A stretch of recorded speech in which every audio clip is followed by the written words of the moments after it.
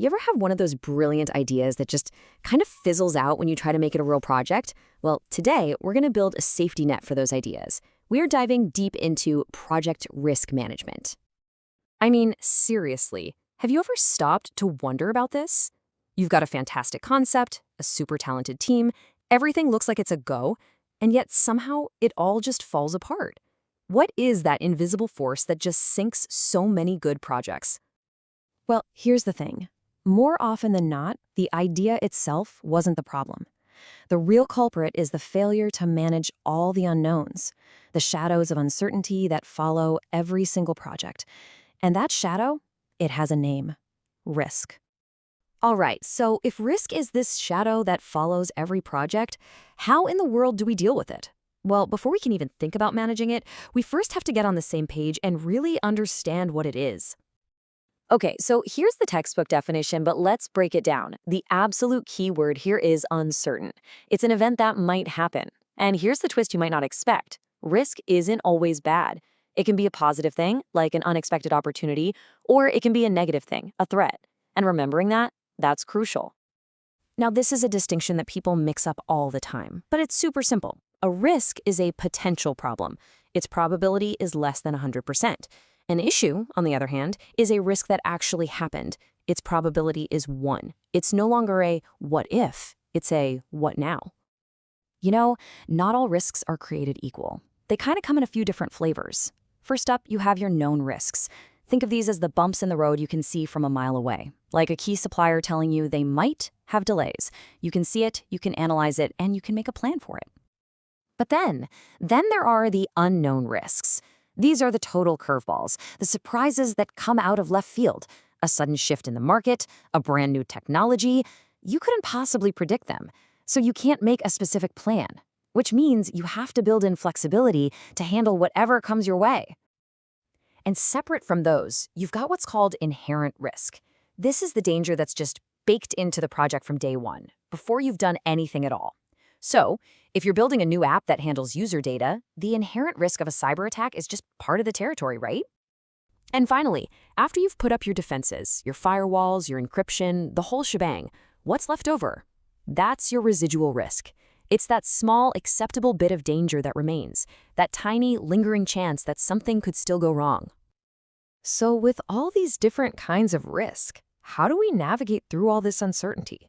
Well, there are really two main mindsets, and a great way to think about them is as the architect and the explorer. So on one hand, you have the architect. This is your traditional approach, a master planner who wants the entire detailed blueprint before anyone even thinks about laying a foundation. They try to predict every single possibility up front. But then you have the explorer. This is the agile approach, an adaptive adventurer who plans for the next few miles of the journey, not the whole continent. They're constantly scanning the horizon, identifying risks on the fly, and they're ready to change course at a moment's notice. Okay, so architect versus explorer sounds cool, but what does it actually look like when the rubber hits the road? Let's put these two mindsets to the test and walk through how they tackle the real-world process of managing risk. First up, just finding the risks. The architect is going to schedule a big, formal workshop, get everyone in a room, brainstorm for hours, and create a massive, comprehensive document. The explorer, though, it's a totally different vibe. For them, it's a daily habit. Identifying risks is just part of the morning check-in, part of the weekly review. It's fluid and constant. And the explorer has this awesome, incredibly simple tool for this called the 5 Whys. It's all about digging past the symptoms to find the root cause. So you start with the obvious problem. The project is behind schedule. Okay, but why? And you just keep digging. So why were milestones missed?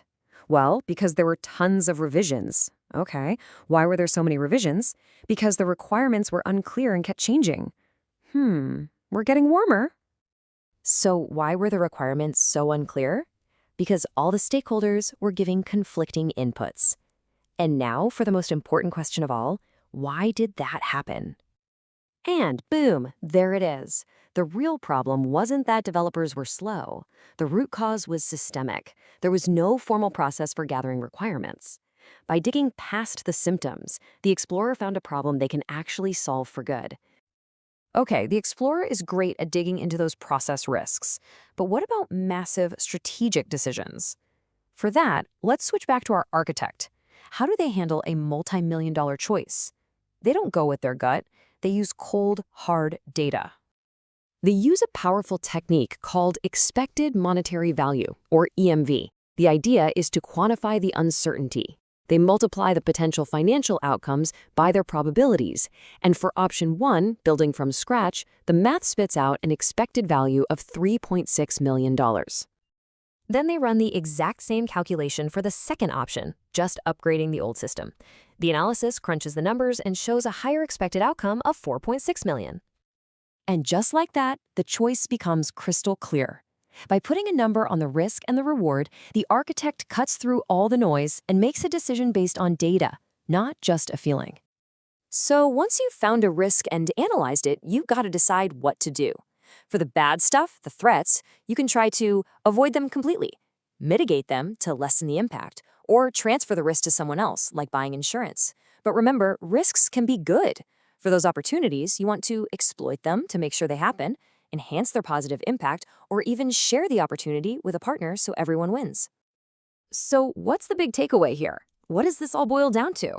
Well, whether you're carefully blueprinting the future like an architect or adapting to the terrain like an explorer, managing risk is really all about one thing: taming uncertainty. In the end, this isn't about trying to create a project that has zero risk. Let's be real, that's impossible. It's about consciously, deliberately choosing which uncertainties you're willing to face to get to your goal. It's about turning uncertainty from an enemy into a calculated choice. So the real question to ask yourself is, what risks will you choose to take?